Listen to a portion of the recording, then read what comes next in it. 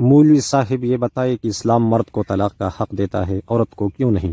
کیا عورت انسان نہیں؟ کیا اس کے حقوق نہیں؟ تمہارے سوال کا جواب دیتا ہوں، مگر پہلے تم مجھے ایک بات بتاؤ۔ جی مولوی صاحب، یہ بتاؤ کہ تم ایک بس میں کہیں جانے کے لیے سوار ہوئے، بس والے کو کرایہ دیا، ٹکٹ لی، سیٹ پر بیٹھے، سفر شروع ہوا۔ کیا بس والا تمہیں منزل پر پہنچنے سے پہلے کہیں راستے میں کسی جنگل، کسی ویرانے میں اتارنے کا حق رکھتا ہے؟ بالکل نہیں۔ ٹھیک، اب یہ بتاؤ کہ اگر تم راستے میں کہیں اترنا چاہو تو کیا تمہیں اس کا حق حاصل ہے؟ بالکل ہے، میں جہاں چاہوں اتر سکتا ہوں۔ کیوں؟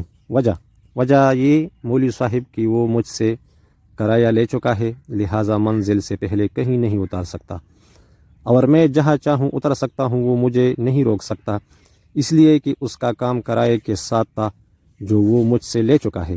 بالکل ٹھیک۔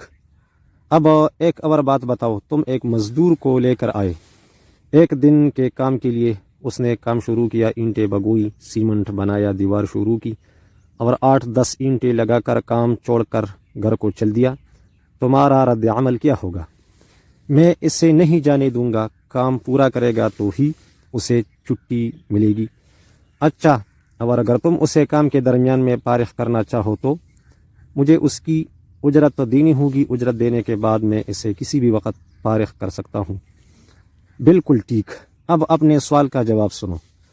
دنیا میں جس قدر بھی معاملات ہوتے ہیں، ان میں ایک فریق رقم خرچ کرنے والا ہوتا ہے تو دوسرا اس رقم کے بدلے میں خدمت کرنے والا۔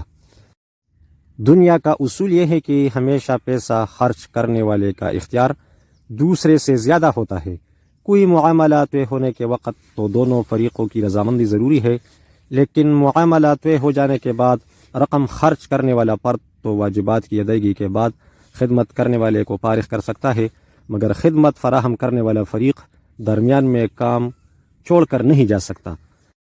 اگر رقم کے بدلے خدمت فراہم کرنے والے فریق کو اس طرح کا اختیار دے دیا جائے تو مزدور دوپہر کو ہی کام چھوڑ کر گھر چلے جائیں، ملازم عین ڈیوٹی کے درمیان غائب ہو جائیں، مالک مکان مہینے کے درمیان ہی کرایہ دار کو گھر سے نکال دیں، درزی آپ کا سوٹ آدھا سلا اور آدھا کٹا ہوا آپ کے حوالے کر کے باقی کام کرنے سے انکار کر دے، نائی آپ کے آدھے سر کی ٹینٹ کر کے آپ کو دکان سے باہر نکال دے، دنیا کا سب نظام تتر بتر ہو جائے۔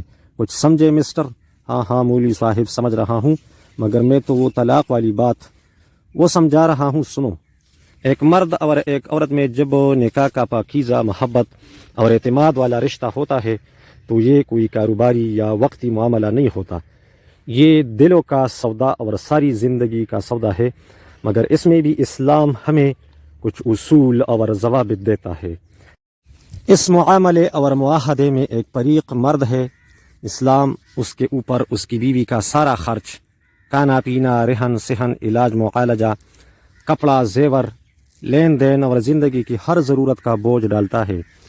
اب اس عورت کی ساری زندگی کی ہر ذمہ داری اس مرد پر ہے، یہی اس کی حفاظت اور عزت کا ذمہ دار ہے، یہی اس کی ہر ضرورت کا مسئول ہے، یہاں تک کہ اس عورت کے مرنے کے بعد اس کے کفن دفن کا بندوبست بھی اس مرد کو کرنا ہے، اور مرد کے مرنے کی صورت میں اس مرد کی بہت سی وراثت بھی اس عورت کو ملنی ہے۔ ان دونوں میاں بیوی سے جو بچے پیدا ہوتے ہیں وہ یوں تو دونوں ہی کے ہیں، مگر اسلام بچوں کی مکمل مالی ذمہ داری بھی صرف اور صرف مرد پر ڈالتا ہے۔ ان بچوں کی رہائش، کھانا پینا، کپڑے، علاج معالجہ، تعلیم اور کھیل کے تمام مالی اخراجات بھی مرد اور صرف مرد کے ذمے ہیں۔ اسلام عورت کو ان تمام ذمہ داریوں سے مکمل طور پر آزاد رکھتا ہے۔ ان سب ذمہ داریوں سے پہلے عقد نکاح کے وقت ہی مرد نے حق مہر کے عنوان سے ایک باری رقم بھی عورت کو ادا کرنی ہے۔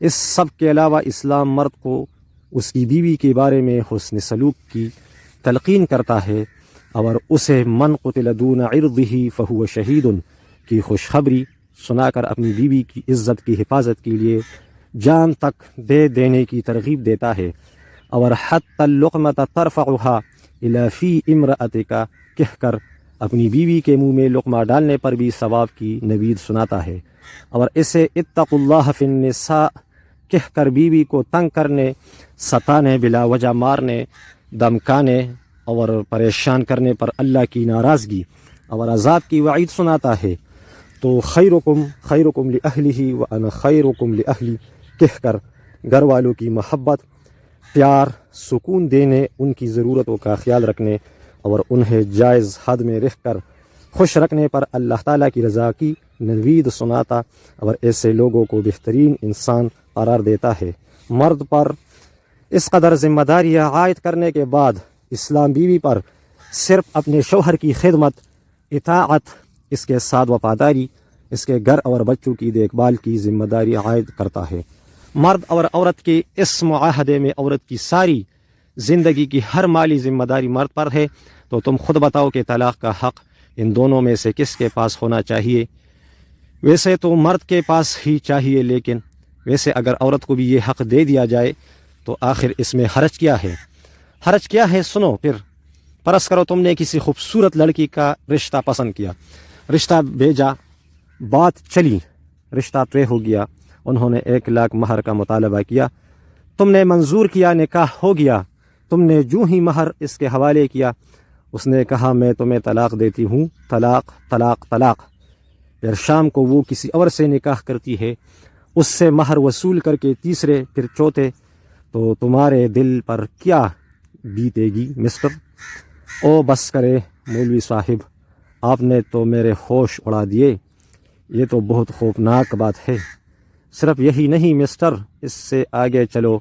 اب جو مرد کھلے دل سے بیوی پر اپنا مال، جان، دل سب کچھ لٹاتا ہے، اس کے نخرے اٹھاتا ہے صرف اس لیے کہ وہ اسے ہمیشہ کے لیے اپنی سمجھتا ہے، اگر اس کے دل میں یہ خوف پیدا ہو جائے کہ یہ کسی بھی وقت اس سے لات مار کر کسی دوسرے آشیانے کو روانہ ہو سکتی ہے، تو وہ اسے گندم کا 1 دانہ بھی دیتے وقت 100 مرتبہ سوچے گا، اور صرف اس مرد کی نہیں بلکہ اس عورت کی زندگی بھی ہمیشہ کے لیے جہنم بن جائے گی۔ سمجھ گیا، انتہائی خوفناک، بہت ہی خطرناک سچویشن۔ مگر ایک بات اور مولوی صاحب، کبھی کبھی ایسا ہوتا ہے، اور اب تو بہت سے گھرانوں میں ہو رہا ہے کہ مرد اپنی بیوی کے ساتھ نہ تو انصاف کرتا ہے اور نہ اس کی جان چھوڑتا ہے۔ اس صورت میں کیا کیا جائے؟ دیکھو مسٹر، ان تمام مسائل کا حل اور مکمل حل اسلامی نظام ہے، وہی اسلامی نظام جس کی راہ میں روڑے اٹکانے کے لیے تم جیسے لوگ 24 گھنٹے پرتیا دکھاتے رہتے ہو۔ اگر مکمل طور پر اسلامی نظام قائم ہو تو ہر طرف اللہ جل جلالہ اور اس کے رسول اللہ صلی اللہ علیہ وسلم کے فرامین کی عزت، اہمیت اور بالادستی ہو، تو سب لوگوں میں اللہ جل جلالہ کا خوف، تقوی، نیکی کا شوق اور برائی سے دوری کا احساس پیدا ہوگا، اور یہی وہ چیزیں ہیں جو ہر سطح پر ظلم، زیادتی اور گناہ کو روکنے کے لیے وہ کردار ادا کرتی ہیں جو پولیس، فوج اور عدالت بھی نہیں کر سکتی۔ مگر افسوس کہ تم لوگ پوری توانائی اسی خوف خدا اور دینداری کو ملیامیٹ کرنے پر صرف کرتے ہو، اپنے آشیانے کو خود آگ لگاتے ہو، اور پھر اسے بجھانے کے لیے دوڑے دوڑے ہمارے پاس آتے ہو۔ اپنے بچوں کو اللہ جل جلالہ، رسول اللہ صلی اللہ علیہ وسلم، قرآن، دین اسلام کا سبق دینے کی بجائے فلموں اور ڈراموں کا سبق دیتے ہو، اور جب وہ اس سبق پر عمل کرتے ہوئے تمہیں جوتے لگاتے ہیں تو روتے روتے ہمارے پاس آ کر تعویذوں کی درخواست کرتے ہو۔ سن میرے مسٹر بھائی، اگر مکمل طور پر صحیح معنوں میں اسلام نافذ ہو تو اول تو ایسے واقعات پیش آئیں گے ہی نہیں۔ اگر اکا دکا ایسا ہو بھی جائے تو بیوی فوراً اسلامی عدالت میں جا کر قاضی کو شوہر کی زیادتی کی شکایت کرے گی، اور قاضی سالوں تک اس مقدمے کو لٹکانے یا وکیلوں کے ہاتھوں اس کی کال اتروانے کے بجائے دونوں کا موقف سن کر پوری طور پر عورت کو اس کے شوہر سے اس کا حق دلوائے گا۔ اگر شوہر کسی صورت اس کا حق نہیں دیتا یا دینے پر قادر ہے نہیں تو اس سے عورت کو طلاق دینے کا مطالبہ کیا جائے گا، اور اگر وہ طلاق بھی نہیں دیتا تو قاضی اسے جیل بھجوا دے گا، پولیس والوں کے چتر کھائے گا، تنہائی اور بے بسی کا مزہ چکے گا، تو خود ہی دوسرے کی بے بسی کا احساس پیدا ہوگا، ورنہ عذاب میں مبتلا رہے گا۔